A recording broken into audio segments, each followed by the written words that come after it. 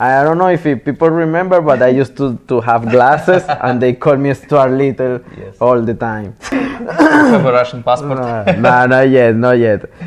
We do competition outside in the snow. It was really crazy. And naked, without clothes, you only underwear. Yes, I see this. The way by the side. Sometimes I'm learning how to make videos, photography and filmmaking. One thing about the breaking, what they teach me is like nothing is impossible.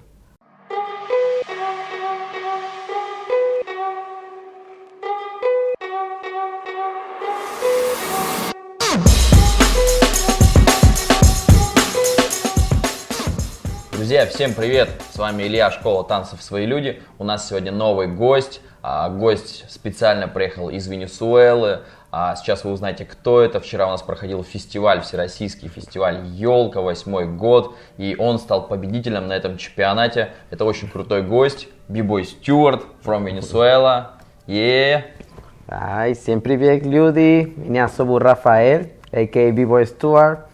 All the way from Venezuela, representing Team Vinotinto crew, Revolution crew, and now here in Russia, like my home country. It's your second trip in Russia, yes? In Kostroma, but in Russia I have been about 3-4 times. Oh. Every time about 1 month. So, 4 times, 1 month, 1 month, 1 month. You like in Russia? I really love this country. Really love. Tell me, please, about your nickname, Stuart. Why Stuart? Your name is Rafael, yes? Yes. Tell me, please. Because when I started to dance, I was the more little in my crew. The more little. In that time, it was new, the movie, the film Stuart Little. That is a little mouse. I don't know if people remember, but I used to have glasses, and they call me Stuart Little all the time. So that's why I never write Little. I only write Stuart, because Stuart Little. Before in Venezuela, a lot of Bboy they were Little. Little G, Lil F, Lil Kev, Lil Frank, Lil L, and I say no, everybody's Little. I only Stuart, Okay. What do you think about Russian style, Russian B-boys? I really like B-boys. They are really strong, and a lot of different styles. You in Russia you cannot make definition of one style. You cannot say no, Russia is only footwork, Russia is only tricks, Russia is only style. Russia is everything, all the style, power move, footwork, tricks. Universal. I really like when I come here because I get a lot of inspiration with a lot of strong B-boys in every style, and also crazy style, flexible style, tricks, power move, tricks, combo. Where do you live now? I live in Moscow at the moment. You have a Russian passport? No, not yet. But I have been traveling about 6 years since 2013. I leave my country and I never came back there. And last year I was living in France. France in Europe is very easy to travel, so sometimes I go Germany, Switzerland, Belgium. December I spent Christmas in Spain, in Madrid, but normally I was in France. And last month before to come here in Russia, I was in Barcelona, in Spain, and now here.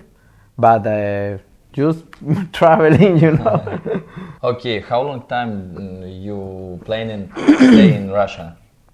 At the moment, I buy only ticket one way. I don't have way back, but I think maybe 2 months. 2 months. 2 or 3 months maximum. I would like to stay more, but by my passport, you can stay 3 months as tourist. It's the maximum that you can stay. You like Russian New Year?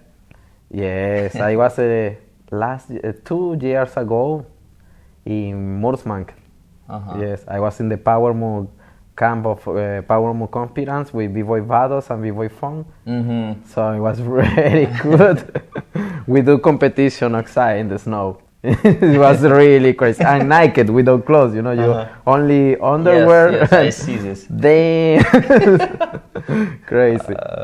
What do you think about breakdance at of the Olympic Games? The Olympic Games. I think, I don't know. Now we are so far because this will be in 2014, 2024. So it will be 2024. But I guess that it will be interesting somehow. But we don't have to, because this will be a lot of sponsor and so on. So we don't have to lose the underground way, the way of the route of the cipher and everything, the original b-boying, the original breaking. Because if we lose that, will be bullshit. You know, we have our story, and we have to keep that. In other side, I think it will be good for dancers, because we'll turn a little bit more commercial, but somehow I guess that we can take this and make money. And if we can make money, why not? Because too much underground and no money is bad. You know, sometimes if you have and too much commercial, but you don't have knowledge, it's also really bad. So you can have it. And I think now, if this will be like a kind of a sport for b-boys, for old school, will be maybe good, because you need trainers for this. You need somebody who coach, and you cannot take one sport teacher to teach breaking. You have to take one b-boy. So I think will be good opportunity for opens and new job for work. Okay. How you training? How many times every day or not? No. I try to most or less. It's about 5 times in the week when I have time. But sometimes I'm traveling. Normally when I am in Europe, if I am in Spain or in France in summer, I do a lot of street shows. That's why how I support my trips. But I try. Even if I don't practice in the floor, the day that I don't practice dancing on the floor, I try to do workout for physical condition, to keep the physical condition, because sometimes you are traveling, moving, maybe you study, you work, and you don't have time to dance. So it's very good if you do some workout, ABS. Then when you touch the floor again, you are fresh. You know, you're still strong. You travel in the Europe, in the Russia, you dancing in the different competitions. And my question, how you can find money for your live, for your trip? I know it's like about what you're talking about. I got a lot of help from b-boys. B-boy community helped me a lot. Yes, a lot of friends. Sometimes I planned from before. If I get some invitation, I say, okay, maybe in 3 months for coming here, I got one competition in France. So I say, because they don't buy my ticket from Venezuela, I say, okay, you buy my return is to Moscow. So that's why I got this advantage that they invite me, but because I cannot come back to my country. So a lot of it's so bad at the moment with the crisis and politics shit.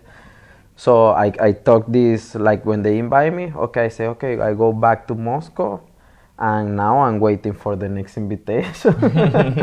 But basically, when I'm traveling, is the b-boy community who support me. And sometimes I do street show, jury, masterclass, workshop, and somehow I manage it. I try just to keep focus and training and so on. By the side, sometimes I'm learning how to make videos, photography and filmmaking, and this is how I manage it at the moment. Yes. What is your next stop? Next stop or no? Volgograd. I go next weekend for jury, and after I think I go to Lipetsk to visit some friends and maybe workshop, and I have workshop in Bryansk and Smolensk. And after I come back to Moscow in 22 of December, the Kavya. And after I'm looking for some other events, and maybe Happy New Year, I will stay in Moscow or somewhere in Russia. And after Russia, next stop? You know?